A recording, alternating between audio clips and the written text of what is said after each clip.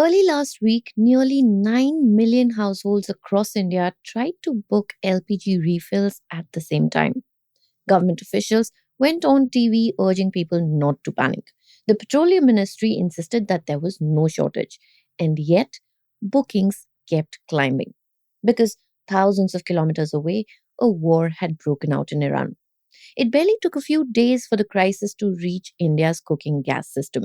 Soon after, External Affairs Minister S. Jaishankar spoke repeatedly to his Iranian counterpart. Prime Minister Narendra Modi himself placed a direct call to the Iranian President Masoud Pezeshkian, his first conversation with Tehran since the conflict began.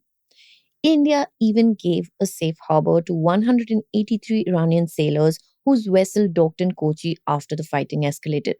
All of this was tied down to a single problem: gas shipments.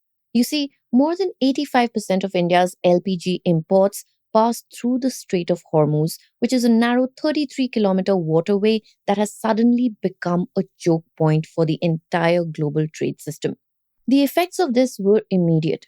Restaurants began shutting kitchens, a temple in Delhi halted its community meals, and the Navy deployed warships to escort two LPG tankers out of the Gulf. The government invoked the Essential Commodities Act, warning hoarders that they could face up to 7 years in jail. Now, some relief has arrived since. Commercial LPG gas supply resumed across most states day before yesterday, and the two tankers are expected to dock at Mundra and Kandla ports as I record this today. But the past 2 weeks have exposed something that most people did not know about India's cooking gas system. In 2025, the Ministry of Petroleum submitted its annual demand for grants to the Parliament. It is a routine document covering budgets, schemes, and infrastructure. Now, buried in it was a line that barely drew attention.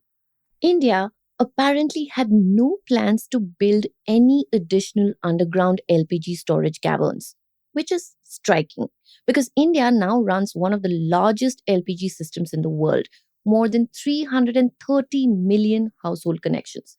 And all of that demand is backed by just two underground LPG storage caverns holding a combined of 1.4 lakh metric tons of gas. India consumes roughly 80,000 tons of LPG every day. So, in other words, the country's entire strategic underground LPG reserve amounts to less than 2 days of supply. So, how did the world's most ambitious clean cooking program end up with a buffer this thin? Welcome to Daybreak, a business podcast from the Ken. I'm your host Snigdha Sharma, and I don't chase the news cycle. Instead, every day of the week, my colleague Rachel Varghese and I will come to you with one business story that is worth understanding and worth your time. Today is Monday, the 16th of March.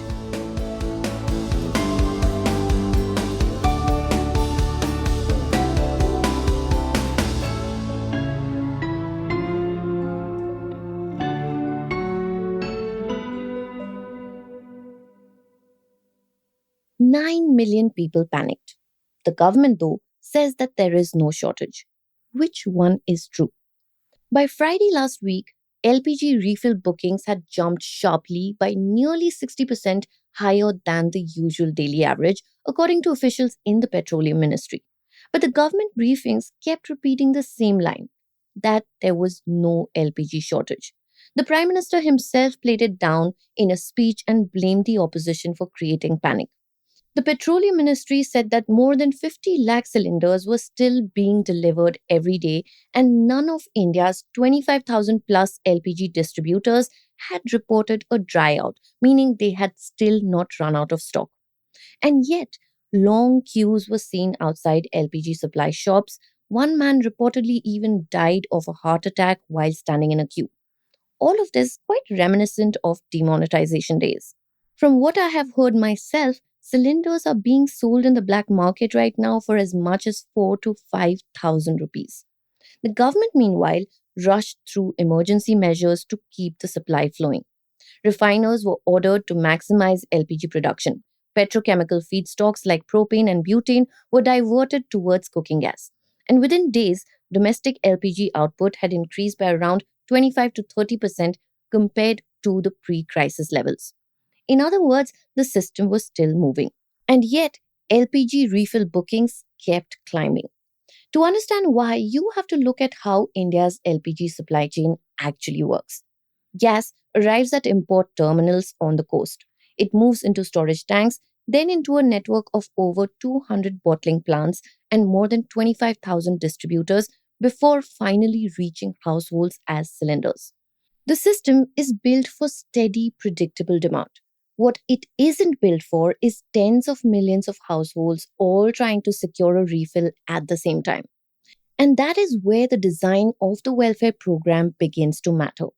The Ujjwala scheme focused overwhelmingly on expanding access, adding more than 10 crore new LPG connections over the past decade and bringing the total number of households using cooking gas to more than 33 crore.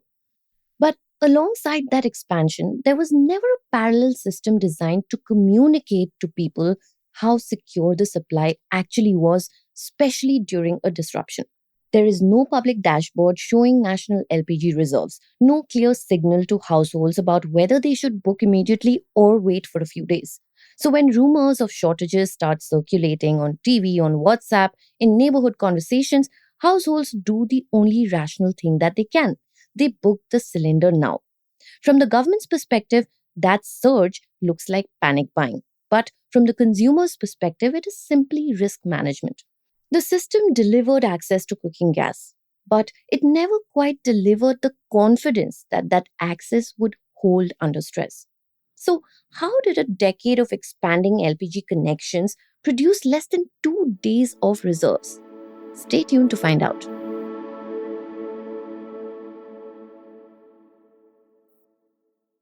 The scale of what Ujjwala built is genuinely remarkable. Since 2017, India added 10 crore connections through the program alone. Total domestic connections now stand at 33 crores. LPG imports tripled between 2011 and 12 and 2024 to 25 to around 20 million metric tons a year, now meeting roughly 60% of all consumption. But here's the thing: import dependency also went up from about 47% in 2015 to over 60% today, and almost all of it flows through the Strait of Hormuz. Running alongside all of that growth is the story of what wasn't built. India's LPG underground storage today is two caverns: Vishakhapatnam, commissioned in 2007, and Mangaluru, with 80,000 metric tons of capacity, which is roughly 1 day of national consumption, which came online only in 2025. The rest of the storage sits in import terminal tanks at ports, designed to receive shipments and move them along, not to hold gas through a sustained external disruption. And to be fair, geology does make it hard. LPG must be stored under pressure in liquid form. Building caverns for this requires stable, deep rock, the kind of granite and gneiss that underlies peninsular India and hosts the two existing sites. The Deccan Traps, which cover most of western and central India, present real engineering challenges. Engineers India Limited has struggled with these projects there for years. But other options do exist. Salt formations in Rajasthan's Bikaner Barmer belt are cheaper and faster to build than granite caverns. Engineers India Limited has already signed a technology partnership with a German company called Deep to develop exactly this. There are also depleted gas reservoirs off India's coasts in the Krishna Godavari basin and the Mumbai offshore fields. These could potentially be repurposed for storage. In fact, the International Energy Agency had explicitly flagged India's lack of LPG storage as a critical infrastructure weakness. So, the pathways out of this challenge do exist on paper.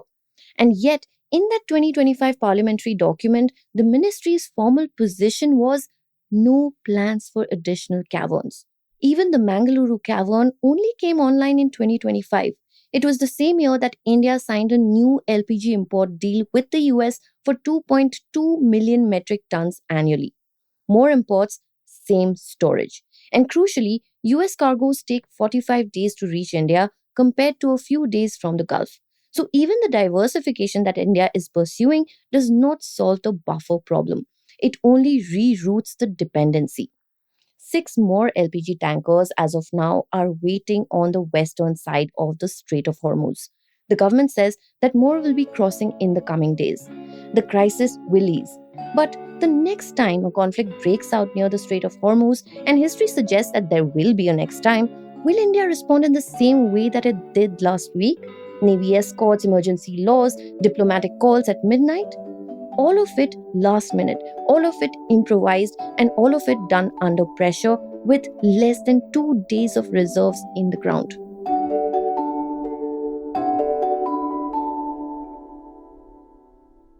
Daybreak is produced from the newsroom of The Ken, India's first subscriber-focused business news platform.